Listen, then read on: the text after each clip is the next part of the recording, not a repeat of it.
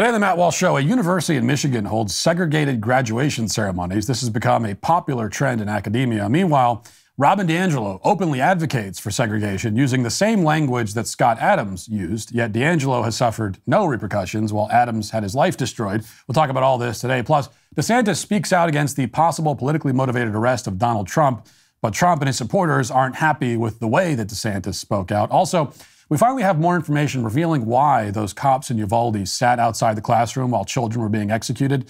And the new revelations are somehow even more damning. And the cast of Ted Lasso visits the White House. Why exactly were they at the White House? Well, we're still trying to figure that out. All of that and more today on the Matt Walsh Show.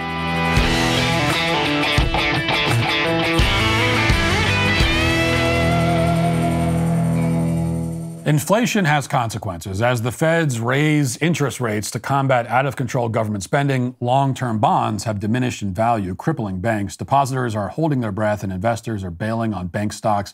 Diversification has never been more important. The recent surge in gold prices is directly tied to the extreme market volatility right now. That's why gold has historically been a great hedge against stock market and inflation. You can trust Birch Gold Group to help you diversify into gold. Text Walsh to 989898 to get a free info kit on gold. Birch Gold will help you convert an existing IRA or 401k that's tied to a volatile market into an IRA in physical precious metals like gold and silver. The best part is it's tax sheltered. So just text Walsh to 989898 to get your free info kit on gold and to claim eligibility for your free safe. Then talk to one of their precious metals specialists. That's Walsh to 989898 today. Last night, somebody sent me an email that had recently gone out to students at Grand Valley State University in Michigan. The email was meant to inform them about the 5 upcoming graduation celebrations, which would be held as a complement to the commencement ceremony. Now, 5 celebrations might seem a little bit excessive. If you've ever been to a graduation, then you know that 1 is already a little bit too much as it is. But there's a reason why this school has decided to have 5. As they explained in their email. Reading out says, "Dear Laker graduates, Grand Valley hosts 5 unique graduation celebrations annually designed to honor our diverse graduates. These programs complement the university commencement ceremonies and are an opportunity to come together and acknowledge Laker accomplishments in the spirit and traditions of our diverse identities and cultures." And here are the 5 events.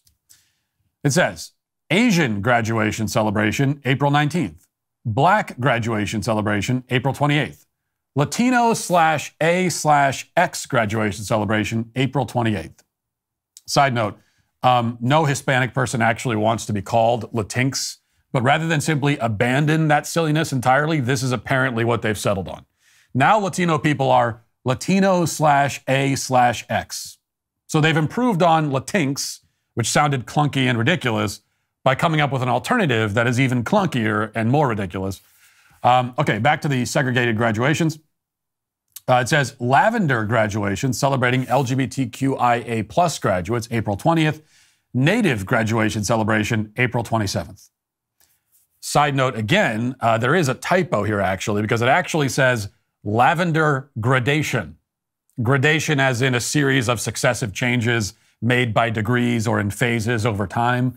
Much like you would find on, say, a slippery slope. So this typo is the most insightful thing this university has produced in its entire existence, probably, even if it was by accident. So these are the graduation celebrations, or gradation celebrations, however you want to put it, broken up by identity group. Now, needless to say, there will be no special event for straight white people. They will have to make do with the commencement ceremony that everybody else gets. They're not going to get their own special event. But Grand Valley is far from alone with their segregation policies when it comes to graduations. This has become an increasingly common practice. Just a couple of weeks ago, there was controversy over a segregated black graduation ceremony at the University of Chicago. The Daily Mail had that report. It said, quote, "A leaked email obtained by University of Chicago law student Benjamin Ogilvy unmasked the previously under wraps event, with Ogilvy penning a piece for the College Fix to share the email's contents. Quote, Black Action and Public Policy Studies is hosting a graduation ceremony for all University of Chicago black graduate students on June 1st, the email stated, according to Ogilvy. Leaked on Tuesday, the email reportedly touted the event as the culmination of the black student experience at the Illinois school and is already sparking heated discourse as to whether or not the event serves as segregation. Now, a spokesperson for the school was quoted later in the article, and they did respond to a request for comment. arguing that the black graduation, though it is a ceremony being held for black people and is advertised as such, is not explicitly black only. And so that's how they get around any legal challenges. Anyone can come if they want to, technically. And the fact that whites won't be chased away at gunpoint, not as an official policy anyway, is supposed to make this all okay. And yet, I have a sneaking suspicion that the University of Chicago would not allow a white graduation ceremony, even if blacks were technically allowed to attend. The logic, as always, only goes one way. The same applies at Harvard, where Harvard's Office of Equity, Diversity, Inclusion, and Belonging helps to organize graduation ceremonies for, quote, first-generation BGLTQ Black and Latinx students. And they've also added a special ceremony this year for Asian American, Pacific Islander, and Desi American graduates. Columbia University, meanwhile, adds another category. That school has special ceremonies for Black, LGBTQ, Native, Latinx, and Asian graduates, just like we saw with Grand Valley.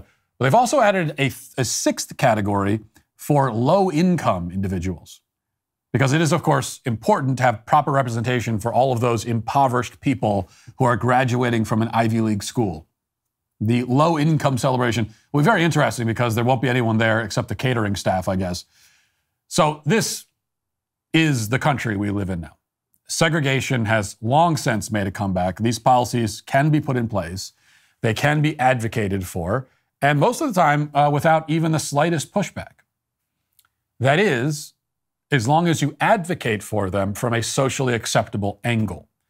So take this recent clip of white fragility author Robin DiAngelo claiming that black people need to, quote, get away from white people. Listen. And then I'm a big believer in affinity space and affinity work. And I think people of color need to get away from white people and have some community with each other. And I'll let that go and maybe see if anyone else wants to pick it up. Yes, get away, she says. Get away. One racial group needs to get away from the other. Now, if this sentiment sounds familiar, it's probably because Scott Adams, the creator of Dilbert, said exactly the same thing, almost verbatim, with one slight difference. Let's listen to that again. I would say, based on the current way things are going, the best advice I would give to white people is to get the hell away from black people. Just get the f*** away. Wherever you have to go, just get away. Because there's no fixing this. This can't be fixed. Right? This can't be fixed. You just have to escape. So it is, as I said, exactly the same idea, using almost identical language. The difference is that Scott Adams lost everything: his career, his reputation, distribution of his comic strip. He had his life destroyed for saying what you just heard there. Meanwhile, Robin DiAngelo has suffered no repercussions at all. It's not that DiAngelo has experienced a less intense backlash or less severe professional consequences. It's that there has been no backlash, no consequence. And that's all because, though they both were advocating for the same thing, DiAngelo said that blacks need to get away from whites, while Adams said that whites need to get away from blacks. This is the crucial distinction that's supposed to change everything. According to the new rules, you can divide the races, you can segregate and separate, you can certainly call for one group to get away from another, and you can phrase it just like that. You can pretty much say whatever you want about race relations and advocate for any sort of solution that you want, provided that you keep white people situated in their assigned place as the bad guys, the antagonists. Here's the crucial mistake that Scott Adams made. He implied that there may be some troubling trends within the black community that would give white people reason to be wary. But this interferes with the hero versus villain storyline that the left has invented. It can only ever be blacks escaping the hatred and violence of whites, never the other way around. The idea that there may be hatred and violence against whites that they might want to escape is anathema, which is not to say that it's inaccurate. But here's the important point, and this is what I think people need to understand. This is not just a racial double standard intended to villainize white people. I mean, it is that. But at a deeper level, the point is that white people are not allowed to advocate for themselves as a group. That's what this is, okay? That's what people miss about the reaction to Scott Adams. It's assumed that he was canceled because he said something that paints black people in a negative light, but that's not really it. Because the reaction would have been just as intense or nearly as intense if he had said that white people need to say, have pride and self-esteem, or white people need to make sure they get educated. White people need to work hard and succeed. Doesn't matter. If he had said anything to advocate for the well-being of white people as a group, even if it had nothing to do with segregation, nothing to do with anything like that, he would still be condemned. And if you don't believe me, then just go out in public sometime and say that white people should have larger families and reproduce more. Now, you aren't calling for segregation. You aren't saying anything negative about any other race. Yet, it is guaranteed to be treated just as harshly as the comments Scott Adams made, because this is what the race hustlers on the left are trying to guard against. They want other racial groups to have a sense of community, a sense of identity and belonging within the group. They want those groups to advocate for themselves. They want those groups to be concerned with the flourishing of their groups, but they stridently oppose any similar move for whites to do that as well, because they do not want whites to see themselves as a group. At bottom, they don't want whites to have a racial identity, and they will tell you this directly if you ask them. If you ask, for example, why black pride and brown pride are okay, more than okay, they're actively good, but white pride is horrendously racist, they will inform you that whites have no real racial identity. The category is too broad and vague. Thus, they argue white pride must really be an expression of hatred towards non-whites. I mean, you can't have white pride. It doesn't make any sense, they say, because it's a group that doesn't mean anything. They will simply expect you not to notice that black and brown are categories just as broad, just as vague as white. Doesn't matter. Black and brown can and should have a sense of racial identity. White must not. I mean, that's the rule. And it's why segregation can be promoted and instated as policy, but only to give non-whites their special spaces, never to do the same for whites, because to do the same would be to acknowledge the existence of white people as a group and to give that group permission to care about its own well-being. Now, this principle doesn't just apply to race, of course. I mean, they do the same thing with sex, the same thing with sexual orientation. LGBT people can have their own spaces. They can advocate for themselves as a group. Heterosexuals cannot. Women can have their own spaces. Well, they used to, anyway. And they can advocate for themselves as a group. Men cannot. Ultimately, the straight white male is left as the one category of person on earth who has no category, no identity group that he's allowed to belong to or advocate for. He must be subsumed into one of these other groups by identifying as a woman or as gay, or else he'll be left with no group. And that's the real goal. Of course, the goal can never be finally achieved. That goal can't, anyway. And in pursuing that goal, all of the nightmare scenarios you're allegedly trying to guard against are only now guaranteed to happen, because pendulums always swing back. And by singling out one group as the antagonist and insisting that all other groups are allowed to do and say things that this group is not, you are ensuring that when that group does start to coalesce, it will do so largely around a shared feeling of resentment and exclusion. And a not baseless feeling of resentment and exclusion. And nothing good comes from that. Unless, of course, your goal is the destabilization of society as we know it, in which case this is a very efficient way to achieve it. Now let's get to our 5 headlines.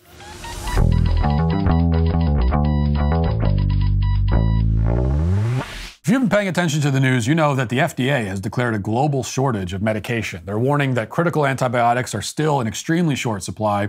We all had a good laugh when there were toilet paper shortages at the start of the pandemic. I mean, some people laughed about it, I guess. Then when there was a baby formula shortage, things were not so funny anymore. What about when there's a shortage of emergency medications? You need to be prepared for anything, and our partners at Jace Medical are here to help with that. A great way to start preparing is with the Jace case, which is a pack of 5 different courses of antibiotics that you can use to treat a whole host of bacterial illnesses, including UTIs, respiratory infections, skin infections, and much more. All you have to do is fill out a simple online form. Your information will be reviewed by a board-certified physician, and your medication will be dispensed by a licensed pharmacy at a fraction of the regular cost. The Jase case gives me peace of mind knowing that my family will have what we need if the worst happens. And you can also find the same peace of mind by going to jasemedical.com. Enter promo code Walsh at checkout for a discount on your order. That's jasemedical.com, promo code Walsh. Okay, report from the Daily Wire. Florida Republican Governor Ron DeSantis responded on Monday to reports that former President Donald Trump could be indicted this week, calling the situation a manufactured circus by a prosecutor trying to virtue signal for his base. DeSantis' remarks come after Trump claimed over the weekend that he was going to be arrested on Tuesday in connection with a prosecution by Manhattan District Attorney Alvin Bragg's office involving an alleged hush money payment to porn actress Stormy Daniels in 2016. A spokesperson for Trump later said that Trump has been given no notification that there will be an arrest next week. And in fact, we can say now that there almost certainly will not be an arrest today. So this was the claim that was made. There's going to be an arrest on Tuesday, and it seems certain that that's not going to happen. Whether there will be an arrest in the future, if at all, still remains to be seen. But Ron DeSantis did comment on this as he was asked in a press conference. And let's just watch the whole clip of what he said. So I've seen rumors swirl. I have not seen any facts yet, and so I don't know what's going to happen. But I do know this. The Manhattan District Attorney is a Soros-funded prosecutor.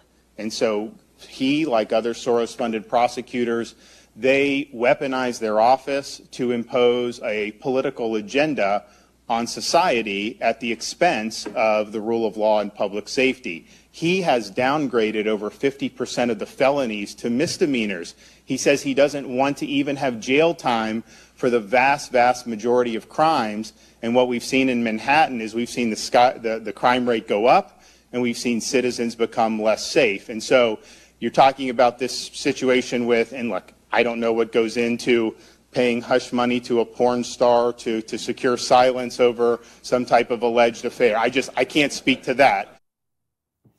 He also said that we're not involved in this. We won't be involved in this. I have no interest in getting involved in some type of manufactured circus by some Soros DA. He's trying to do a political spectacle. He's trying to virtue signal for his face. So that was his answer. Now, Trump did not like that answer. And especially among Trump supporters, just looking, at least on Twitter anyway, it was roundly panned by not just Trump supporters, but Trump supporters in particular were very upset with what Ron DeSantis said, especially that bit at the end there, the little dig about not knowing, he doesn't know what goes into paying hush money to a porn star, which, by the way, I don't either. I mean, I think that's a valid thing to point out. It's like we don't know all the particulars and what goes into that.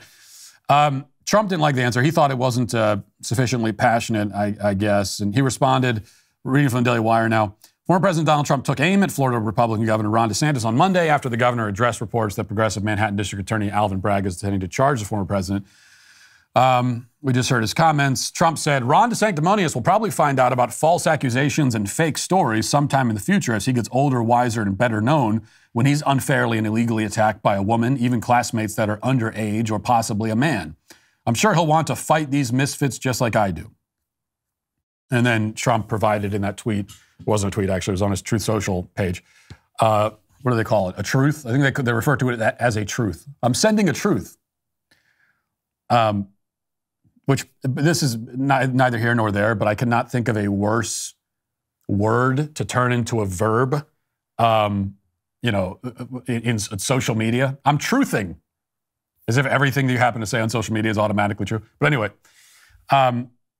he accompanied that post with a picture that he has posted before of Ron DeSantis when apparently he was a teacher standing with some kind of party with former students.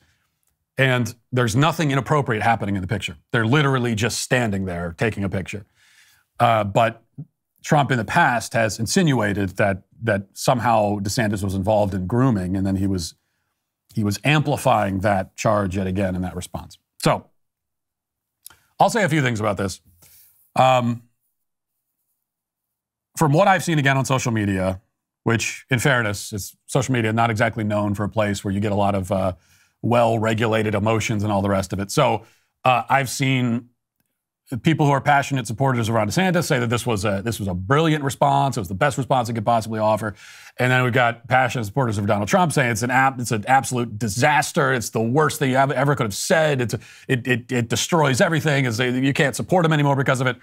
So I've seen both of these extreme reactions. And this is one case where I'm going to go somewhere in the middle. Now, I will say that my first reaction to Ron DeSantis' statement was I didn't love it. I didn't love the statement. And I still don't. And even though, as you know, I'm a supporter of Ron DeSantis, I'm not going to, I'm a supporter, I'm not a fan. I will never be a fan of a politician. And the difference between a supporter and a fan, when you're a supporter, it's you have your eyes open and you support them because of the things they do or say. If they do or say something you don't like, then you're going to speak up. A fan is just blind and follows along with a cult of personality. I don't do that. And so I will say I didn't like the statement because it didn't, I think he needed to communicate, it needed to be a more firm statement. And he needed to take a stronger stance. Now, in my opinion, what he said there was true. I mean, everything he said is true. And the bit about this being a Soros prosecutor and this is a political stunt and all the rest of it, all that is 100% true. And that's a good thing for him to point out. But I think what a lot of people were looking for is just a stronger stance. When you didn't get that, is say, well, I'm not going to get involved, and then throw in the little dig in about about I don't know what goes into paying off a porn star. Again, true, it's a true statement, but it was a little dig that he threw at Trump, which is interesting too, because up to this point, Ron DeSantis has essentially not directly responded to any of Trump's many, many attacks. He has stayed entirely above the fray. This is the one time, and it wasn't direct. It wasn't vicious, but it was the one time we saw him kind of needling Trump a little bit. And I think it was the wrong time for that. And usually DeSantis has good political instincts. This was an example of not having good political instincts. I think you just have to take a strong stand. Now, listen, I can understand why DeSantis would not feel particularly motivated to speak up in very firm and strong words in defense of Trump here. I can understand why he wouldn't be. After all, Trump has been ruthlessly attacking him, unprovoked, for months, including implying that he's a groomer and all, throwing everything they can at this guy, amplifying baseless rumors, all the rest of it. Now you've got a Trump super PAC that's going to the Florida Election Commission, tattletaling to the government on DeSantis, saying that he's running a shadow presidential campaign. And yes, that's a Trump super PAC. It's not Trump himself, but Trump also has not. He certainly hasn't spoken up against it and said, I don't agree with this.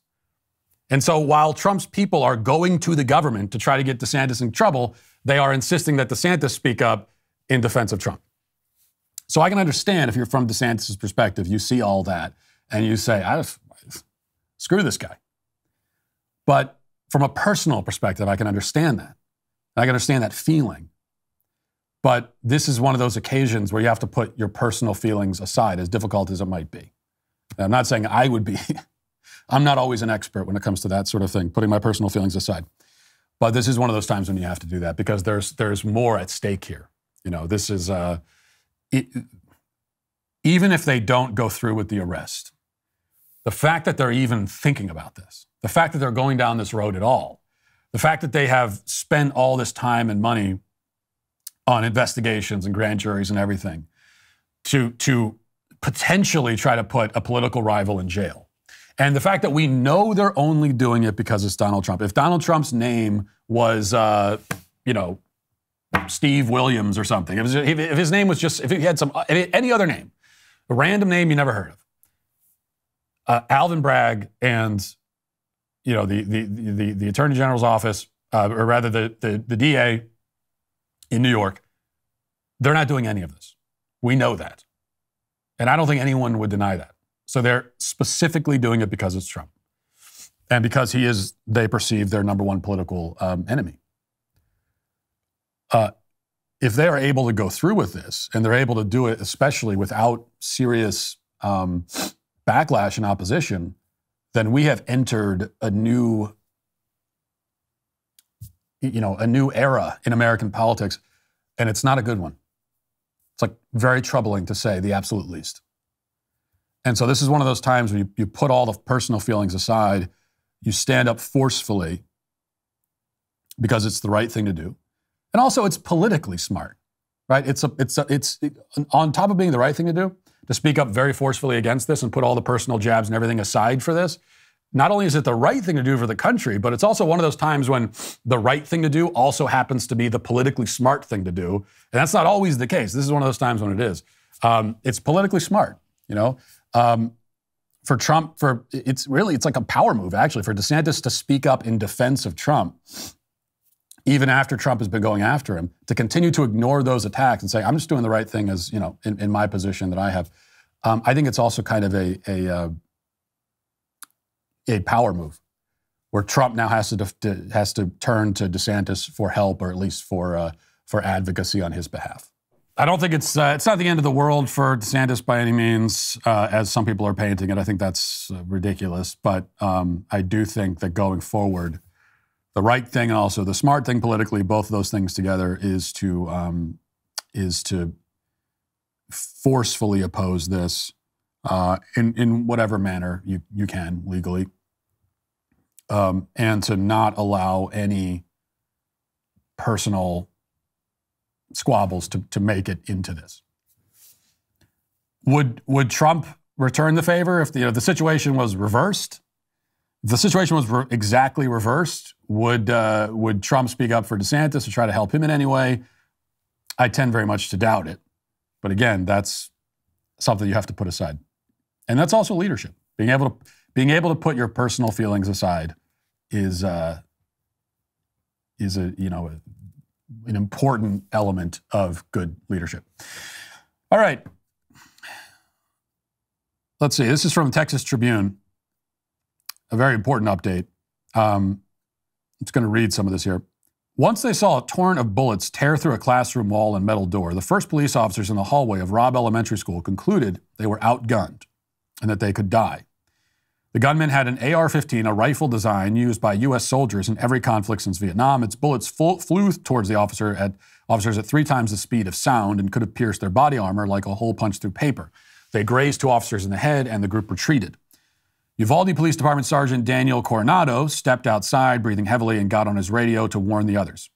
I have a male subject with an AR, Coronado said. The dispatch crackled on the radio of another officer on the opposite side of the building. F word, that officer said. AR, another exclaimed, alerting others nearby. Almost a year after Texas's deadliest school shooting killed 19 children and 2 teachers, there's still confusion among investigators, law enforcement leaders, and politicians over how nearly 400 law enforcement officers could have performed so poorly. People have blamed cowardice or poor leadership or lack of sufficient training for why police waited more than an hour to breach the classroom and subdue an amateur 18-year-old adversary. But in their own words, during and after their botched response, the officers pointed to another reason. They were unwilling to confront the rifle on the other side of the door.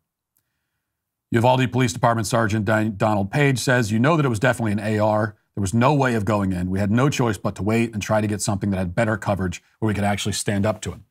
A Texas Tribune investigation based on police body cameras, emergency communications, and interviews with investigators that have not been made public found officers had concluded that immediately confronting the gunman would be too dangerous. Even though some officers were armed with the same rifle, they opted to wait for the arrival of a Border Patrol SWAT team with more protective body armor, stronger shields, and more tactical training, even though the unit was based more than 60 miles away.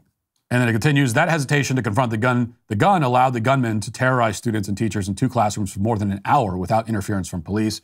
It delayed medical care for more than 24 gunshot victims, including 3 who were still alive when the Border Patrol team finally ended the shooting, but who later died. So this is the update we're finally getting a year later. As it says in the article, there was always this question of how is it that you had all of these police officers who were on the scene, and yet this shooting was allowed to continue for an hour? And an hour for a mass shooting is, it may as well be a decade. It's like, it's an unfathomably, long time for this to be allowed to continue, especially when it's not like this was happening out in the wilderness somewhere. It took them this long to get there. They were right there within moments, and yet they allowed this to continue. And why is that? And what we were originally told, if you recall, is that they couldn't get through the door. In fact, there was a story originally about how there was it's like reinforced steel door or something, and they couldn't figure out how to get through, and they were waiting for a key and all this kind of stuff. And to me and to so many other people, when we originally heard that, even without having all the facts, that just didn't ring true. It's like, are you telling me that you got all these police officers there and you don't know how to get through a door? You don't have the ability to get through a door somehow? Are there actually doors in this school that even the police can't get through? That seems like really bad planning. Well, no, all that stuff about the door apparently was total nonsense. Because the Uvalde Police Department, immediately after this all happened and people started asking questions about how it was allowed to happen for an hour, they started lying to the public. And they came up with one excuse after another. And it's not until right now that we're told that, oh, well, they were afraid of the type of gun that was being used. And it could pierce their body armor, and they were afraid for their own safety. That's what this was. Now, the left is seizing on this to blame the gun, the AR, and basically let the cops off the hook. You're never going to hear these people trying to let the cops off the hook in any other circumstance, including in many circumstances where they're trying to put the cops on the hook, sometimes perhaps literally, and when the cop didn't do anything wrong.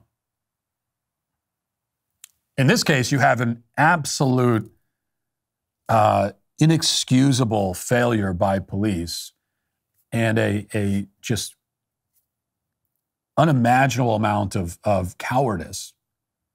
And what the left wants to say is, well, you see, it was the AR. We got to get the ARs off the street. But this information only indicts the cops further. Because they lied about not being able to get through the door. That was BS. And what we know now is that they were simply scared. They were scared for their own safety. And so they made the business decision that they were going to allow children to die so that they were not put in harm's way themselves. These cops were worried about, well, our body armor may not withstand. What about the kids in the room? You despicable, disgusting cowards. Did they have body armor that would withstand the bullets? No, the kids in the room, they didn't have body armor. They also didn't have ARs themselves to shoot back like you did. They were not trained law enforcement officers. They were just sitting there as victims waiting to be executed, which so many of them were. But you're more worried about yourself and your own safety. And this is, there's no excuse for it. This is shameful, disgraceful cowardice. Every single one of these cops should be sitting in prison, but none of them will. Because as it turns out, the way the laws are written, they don't have any actual legal obligation to do anything, and that needs to change also. Is it easy for me to say, sitting here in the safety of this studio, when I don't have to run in to gunfire, I don't have to run in and face a crazed psychopath shooting an AR in my direction? Yeah, it's easy for me to say. Doesn't make it wrong, though. Doesn't make what I'm saying wrong. I also didn't sign up for that job. See, it's the thing. You sign up for the job. If you're not willing, I get it. It could be a very scary job. I can only imagine. Running into a school shooting situation, a mass shooting situation anywhere, it's got to be very scary. But you realize that these things happen. You're becoming a law enforcement officer. If you're not willing to do it, if you're not willing to put yourself in harm's way, and if you're not willing to risk your own life, then don't take the job. And the fact that they weren't willing to do it makes you ask questions about, well, what are you in the job for? You can't claim that you're doing the job because you just have this unabiding desire to help people and you're some kind of hero. That's clearly not the case. So what the hell are you doing the job for? This is not one of those, you're putting your life on the line to serve the community. You clearly are not interested in doing that. So why do you have the job? Now, in their case, we have to suspect that they have the job, because they want the benefits, and maybe because for them it is power. They're more interested in having power over people than they are in serving people. I don't think that's the case by any means for all police officers. To make any blanket statement about why an entire group of people take on a certain job would be absurd. And I do think that there are police officers, certainly plenty of them, who take on the job because they want to serve their communities and they want to, they want to help people. But for these cops, when the rubber hit the road, they were not there to protect and serve. They were more worried about themselves. This just, when you're, as a police officer, it doesn't work if we're saying to police officers that their own physical safety can be their top priority. And what we find in Uvalde is that for them, as they were in that school, their own physical safety was the top priority. But that doesn't work. It can't be. If your own physical safety is your top priority, don't take that job. Let someone else do it. There are plenty of jobs and plenty of things you can do in life where you can prioritize your own safety above anything, and it won't cause a problem. With a cop, it just can't be that way. All right, so from the Daily Wire, the White House press briefing room erupted on Monday after a reporter from an Africa-focused outlet accused Press Secretary Karen Jean-Pierre, I can't believe I almost said it correctly, of making a mockery of the First Amendment. Jean-Pierre stepped to the briefing room podium, followed by the cast of the Apple TV series Ted Lasso, who was visiting the White House to meet with President Joe Biden about mental health awareness. Soon after taking the stage, Jean-Pierre was pelted with accusations of discrimination from Today News Africa correspondent Simon Atiba. Jean-Pierre tried to hush the reporter, saying, "We're not doing this." She told him repeatedly, but he kept pressing. I think we have that footage. Let's watch that. Yeah, right. You're right. You're here for me. Refer me. No. That's not. We're not doing this. We're not doing this. We're not doing this. We're not doing this. From across the room. You've been discriminating against me and discriminating against some people in the briefing room. And I'm saying that this is the U.S., this is not China, this is not Russia. This is not Russia. Okay. What you are doing, you are making a mockery of the First Amendment. Decorum, please. It's been 7 months. You've not called on me. You've done my messages. I'm saying that that's not right. That's not right. Fun times. Welcome, guys. Welcome. Welcome to the press briefing room. Okay. But this is not right. Sir, let it go. Are we ready? Are we going to behave? While many folks... Decorum, please. All right, so I guess he's upset that he hasn't been, I don't know all the... Yes, we apologize. Yes, I apologize. Okay, we can stop. I don't know all the details behind his particular gripe, but apparently, from what I could tell, he's upset that he hasn't been called on in 7 months, which seems fair to me. I mean, you've been sitting there for 7 months and they won't ask you a question. So I'm on his side.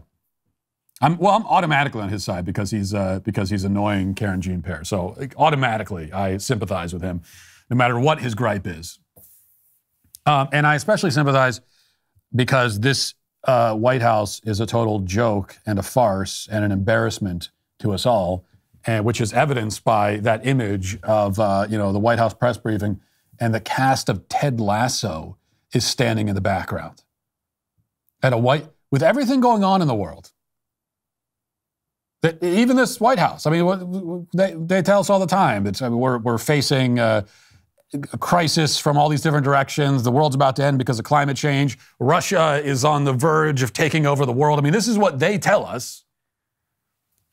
And you have time to bring in the cast of Ted Lasso at the White House? And they're there to advocate for mental health? Why are they experts on mental health? What, because they make a TV show, they make a feel-good TV show, and so that makes them experts on mental health? I mean, these are the people that are all about credentialism, usually. There it is, the image. So usually it's all we ever hear is credentialism from the left and from Democrats. Well, what are your credentials? Well, where did you go to school to become an expert in this? And then they turn to the cast of Ted Lasso to be mental health experts at the White House. I tell you something, to these guys, if you want, for one thing, if you want to help everyone's mental health, then make a better TV show. How about that? Okay, your TV show is, so that hurts my mental health. I tried to watch Ted Lasso, and it deeply damaged my mental health because the show was terrible. And it was made even worse because it made me lose faith in humanity just a little bit more, because all of these people were saying, you got to watch Ted Lasso. It's amazing, it's an incredible show. It wasn't just like, oh, it's mildly amusing. People said it was incredible, it's a great show. And so I sat down with my wife and I said, it's everyone saying it's a great show, including people that I used to trust and respect. We sat down to watch it, and it was like kind of charming for maybe a total of about 47 minutes of runtime. And then from then on out, it was terrible. And I'm watching it, and we actually watched, I didn't watch every episode, but I saw enough because I'm sitting there like almost like in slack-jawed amazement. It's like, everyone likes this show? This is awful. It's trite, it's syrupy, corny, like over the top. And then also you get into the character motivations don't make any sense. It's one of those shows where here's what happened with this show. They had an idea for a skit, basically, like a kind of amusing skit, which would have been a good skit for 4.5 minutes. But now they're trying to stretch it into multiple seasons of a series. And they ran out of material very quickly. And that's how you end up with one of these shows where some of the characters, their personalities change out of nowhere. It's not even character development where there are gradual changes, but just like out of nowhere, they become the opposite of what they were in the last episode because the writers just need the characters to do whatever is needed in this particular moment to get through the episode. And they need the characters to assume whatever motivation works for this particular plot line. It's not necessarily cohesive with the whole. So it's one of those shows. Anyway, just really a bad show. And it hurt my mental health suffered because of it.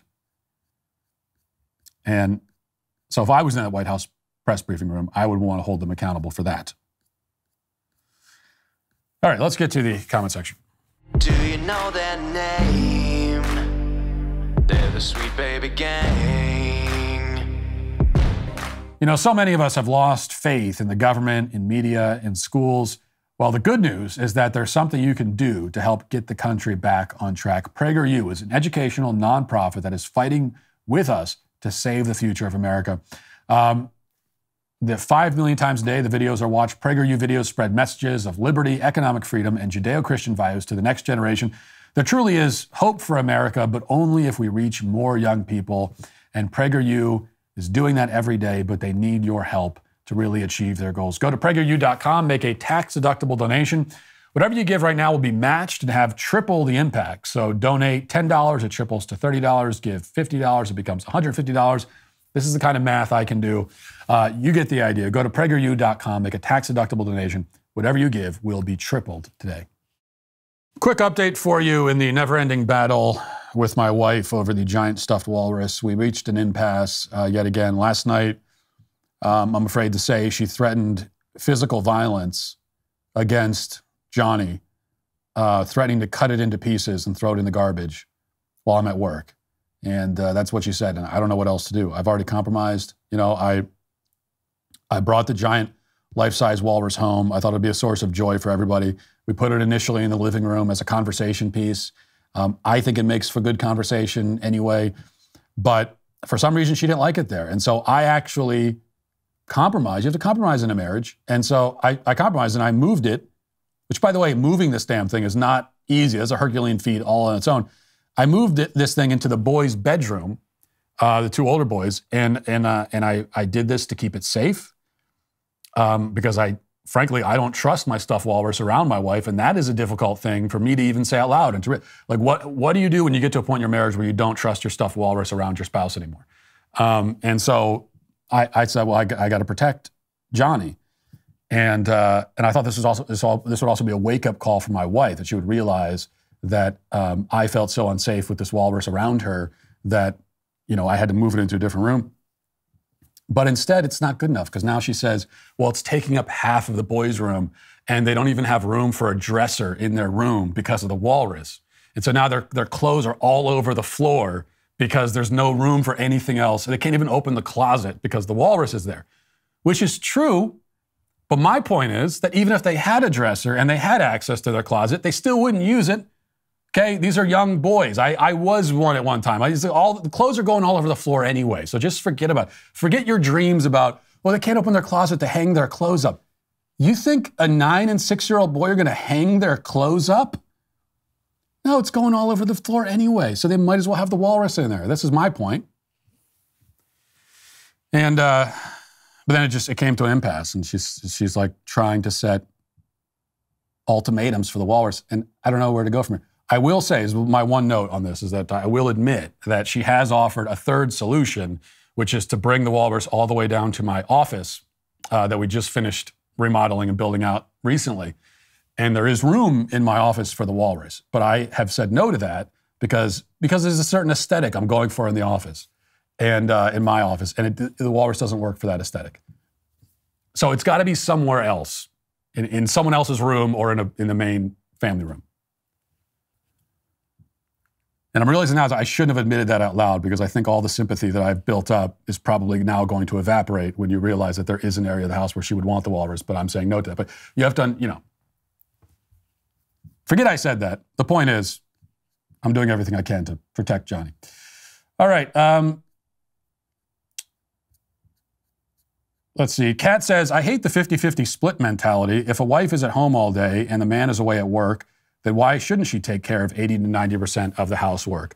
Does her husband expect her to take care of 50% of his job? Well, exactly right. And she should also take care of 80 to 90% of the stuffed walrus maintenance as well. Another point that I've made. Schizo says, I think people wore the masks out of fear of psychopaths freaking out on them in public. Yeah, I think there's a lot of motivations. Part of it was the social shame. Some of it was just pure obedience to authority. Some of it was paranoia over the germs and all the rest of it. So there was a lot that went into it. But as I said yesterday, I almost would prefer to think that the near 100% obedience that I observed in many circumstances for masking was driven by paranoia over germs, instead of just people sort of blindly obeying authority, which I think is what a lot of it was.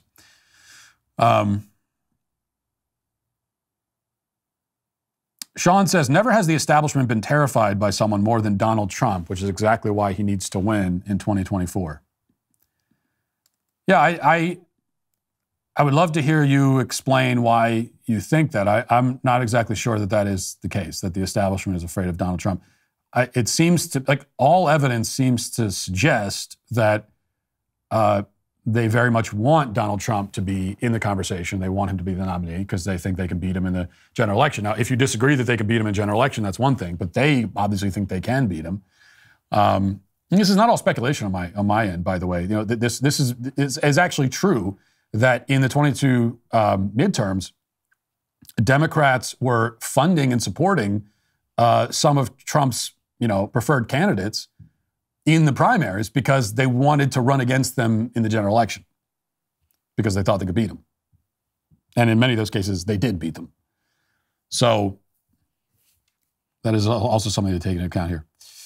Alex says, Matt, since it's the 20th anniversary of the Iraq invasion, I'm curious where you stand on the war and where you stood when it started. Where I stand on it now is that it was an unmitigated disaster, which we launched on false pretenses and which did absolutely nothing to make us safer and had the opposite effect. So I stand where most people stand now. I mean, you very rarely hear anyone, I'm not sure I've heard anyone, period, in years defend the Iraq invasion. Where did I stand on it at the time? Well, I will admit I was in favor of it at the time, but I was also 16 years old, like as a junior or sophomore in high school when it happened. And so I can remember being duped and fooled by the rhetoric and the reasoning that was being given to us by the establishment for the Iraq War. But again, 16 years old, so I think that can perhaps be excused. And finally, OBN says, wow, actually not trolling here, good marriage advice, 50-50 poisons marriages. Exactly, at the end of the day, it's that it works and you're both happy, not some I did this so you have to crap. It's both of your lives, better each other. Yeah, the other problem with a 50-50, well, not really the other problem, but just to flesh out this idea, it's the same problem we've been talking about. When you have the 50-50 strategy, in order to make it exactly 50-50, it requires scorekeeping. It requires this, maybe not actual literal scorekeeping on a scoreboard somewhere in the house. Most marriages don't get to that point. Maybe some do, though. But it becomes a mental scorekeeping thing, where both of you are scoring yourselves because you have this image of, like, I have to do half and she does half. And then, one of the problems there is that you're going to score yourself differently than your spouse scores you. So you're going to give yourself a certain number of points to get to that 50, but it's almost guaranteed that your spouse is not going to assign you the same number of points as you have assigned yourself. And so that becomes the battle of, well, I did 50%, you did 50%, but each spouse is going to claim, well, I actually have done 75%. You're struggling to do 25%. It's this constant scorekeeping. It's the competition. Competitiveness has no place in a marriage. As I've said, it's if there's any place for it, if you need an outlet for competition in a marriage, that's what board games are for. And board games can get very intense, and that's okay. I know they do with my wife. But when it comes to day-to-day, living in your marriage, there should be no place for competition there. Some recent and very alarming statistics show that more than a third of millennials approve of communism. It's either because they don't know actual history or they believe that it wasn't communism because real communism hasn't been tried, as they say, but it has been tried. And if you watch the first 2 episodes of the new Daily Wire Plus series called What We Saw Cold War, you'll see just how horrific it really was when it was tried, in fact. Here's a clip from Cold War. Check it out. Russia was cluttered with dots marking each of these places, which looked like ants scurrying across the map of the world's largest country. 423 of these dots would eventually be built, and here's what they would be called. In Wikipedia, the Russian is Gulag. It means Main Administration Camps. It's an acronym. That acronym for the series of what were called Main Administration Camps, the Gulag, was strung out like an island chain in what one of their residents, Alexander Solzhenitsyn, would refer to as the Gulag Archipelago. One of these dots, just one, was located in Kolyma. Nobody knows how many people actually died in the gold mines of Kolyma. All agree that in wintertime, the temperature in and around the camp was the only place where, by coincidence, both Fahrenheit and Celsius scales happened to converge, and that is at 40 degrees below zero for each of them. Initial estimates of 3 million people killed at Kolyma alone were no doubt too high. The lowest, well-researched figure is about 500,000. And the actual total, most likely, was around 800,000 human souls. Now that means that Kolyma is almost certainly tied for second place with Treblinka at 800,000 dead on the leaderboard from hell. It's unlikely, but it's entirely possible that the total death in this worst single island of the 423 islands in the Gulag Archipelago exceeded the 1.1 to 1.6 million people killed at Auschwitz. No one's ever heard of Kolyma because, unlike with Auschwitz and Treblinka and Belzec and Sobibor, there are no pictures that survive from these death camps. In Cold War, storyteller and writer Bill Whittle will take you back to the beginning, just after World War II, when the struggle between communism and freedom began. It's actual history where verifiable facts come to life. Cold War comes out today, and we're making the first episode available for everyone to see. So go to dailywire.com/Cold War now to watch it. If you want to keep watching, you'll have to become a member. So go to dailywire.com/Cold War today. Now let's get to our daily cancellation. Well, the last time I brought up this subject, it resulted in a 2-week news cycle about translucent mermaids, so we'll try to beat that record this time around. Halle Bailey, who I have to keep being reminded is a person completely distinct from Halle Berry, has been doing the media rounds in preparation for the release of the live-action Little Mermaid, which I think comes out soon, in which Bailey plays the race-swapped version of the titular character. But there will be other adjustments and edits made this time around, we're being told, as Uprocks reports, quote, Halle Bailey has a monster year in store. Her leading turn as Ariel in Disney's The Little Mermaid live remake is out in May, but her Ariel doll is already in demand. Bailey is also set to star as Nettie in The Color Purple in December, and she talked about the weight of both roles as the cover star of Edition Modern Luxuries. Edition Modern Luxuries, that's the whole magazine. Anyway, Edition Modern Luxuries March issue. In the accompanying cover story, Bailey explained how 2023's The Little Mermaid left behind the original version's shades of sexism. Quote, I'm really excited for my version of the film because we've definitely changed that perspective of just her wanting to leave the ocean for a boy. It's way bigger than that. It's about herself, her purpose, her freedom, her life, and what she wants. She continued, as women, we are amazing. We are independent. We are modern. We are everything and above. And I'm glad that Disney is updating some of these themes. Bailey has transparently talked about the horrifically racist backlash she's been subjected to since her casting in 2019. She did so again with addition, quote, seeing the world's reaction to it was definitely a shock, but seeing all the babies' reaction, all the brown and black young girls, really tore me up emotionally. It's honestly been such a crazy ride, and I genuinely feel shocked and honored and grateful to be in this position. A lot of times I have to pinch myself and be like, is this real life? Now, you should know that the claim of horrifically racist backlash is supported with a link to an article from the same website a few years ago, also claiming that there was racist backlash, but neither the original article nor this new one ever specifically cite any example of racist backlash. This is a trend that holds true for almost any article or media report about racist backlash against this film or racist backlash against any other film. You'll hear about the backlash. You can read stories about the backlash. The actors in the film will speak out bravely against the backlash. People will denounce the backlash, but nobody will ever show you the backlash. You never actually see where this backlash is happening because it's mostly fictional. The racist backlash against the Black Mermaid is as fictional as the mermaid herself. In truth, very few people have actually complained that the mermaid is black, and the few who have mentioned the race, like myself, for example, I've mentioned it, have made points that can't be reasonably construed as racist by any thinking person, which is why they won't provide any examples of what we're actually saying.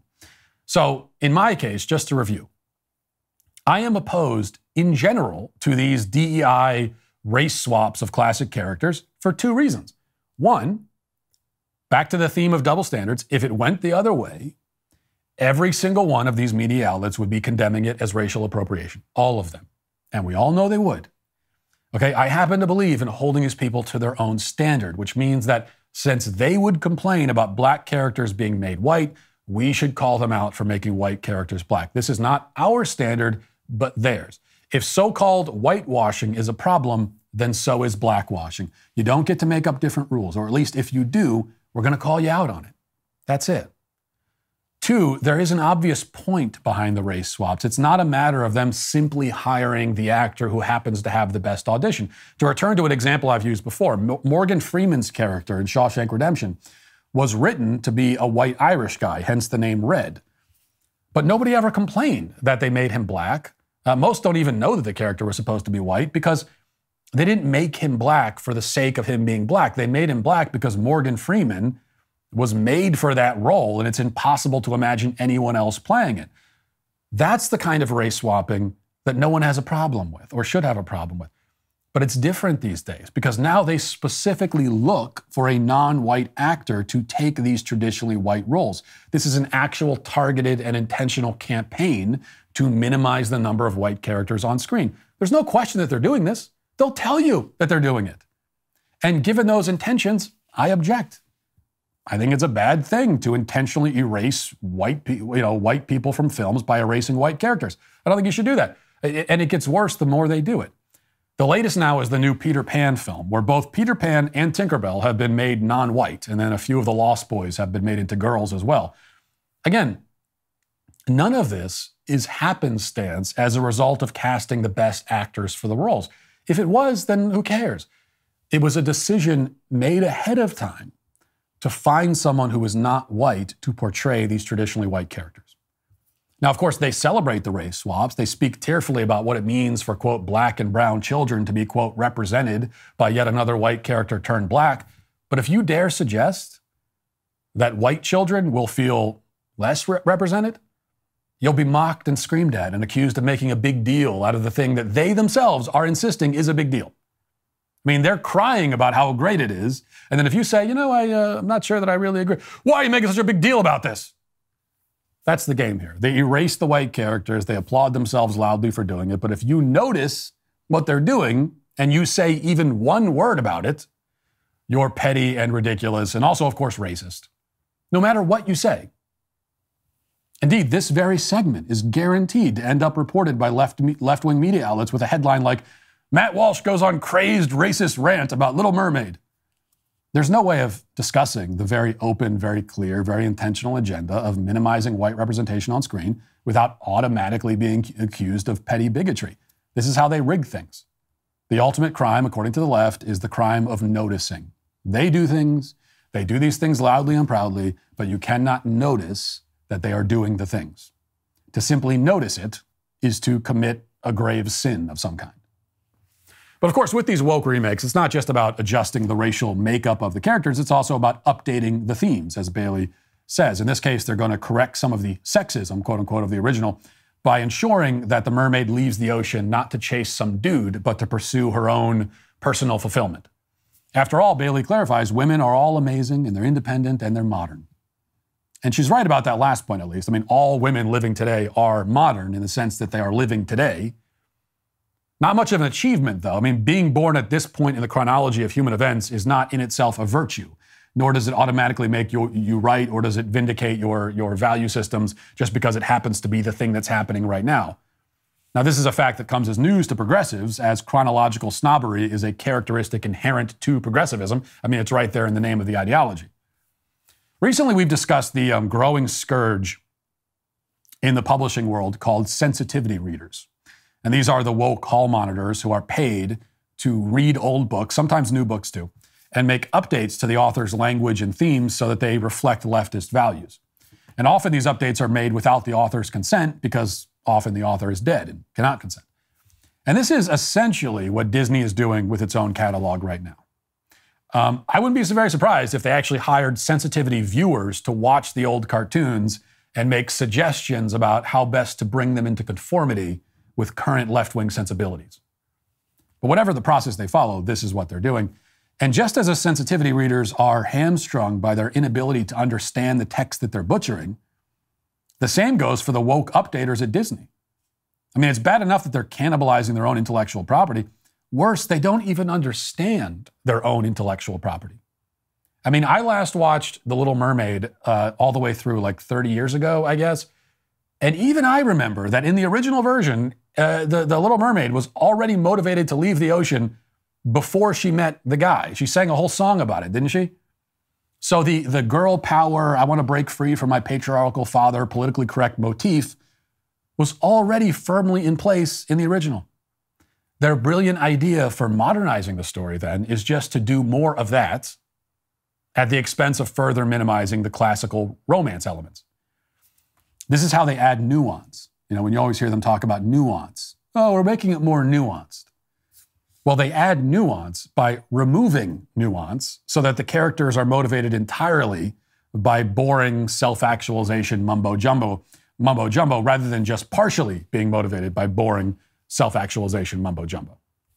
In fact, this is how the left updates everything, from movies to books, even buildings, right? For anything at all that they're updating. It means remove the romantic elements, remove the fanciful elements, remove anything that's like beautiful, creative, unique, like take all that out and replace it with a blander, more banal, uglier version of what it already was. This is what they're doing with our entire culture, which is why this Disney stuff is important, because it is just one manifestation of this larger, far-reaching campaign. And that is why the whole campaign, not just the new Little Mermaid, is today canceled. And that'll do it for this portion of the show. As we move over to the members block, hope to see you there. And if you want to join us there, you can become a member and by using code Walsh at checkout for 2 months free on all annual plans. Hope to see you there. If not, talk to you tomorrow. Godspeed.